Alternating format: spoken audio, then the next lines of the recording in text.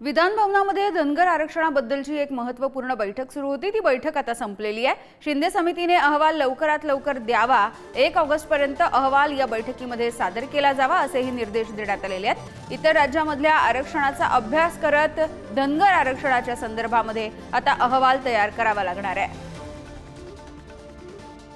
मंत्री अतुल सावे साहेब, तानाजी सावंत साहेब यांच्या उपस्थितीमध्ये आणि बाकीचे सचिव, यशवंत सेनेचे पदाधिकारी असे एक बैठक पार पडली।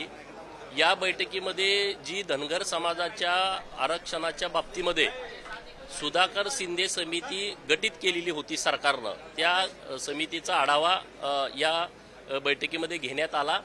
ही समिती 3 राज्यांमध्ये जाऊन आलेली आहे, तेलंगणा, बिहार आणि मध्य प्रदेश, आणि 2 राज्यांमध्ये जाण्याच्या संदर्भामध्ये काही सूचना केलेल्या आहेत, त्यामध्ये उत्तर प्रदेश आणि छत्तीसगड।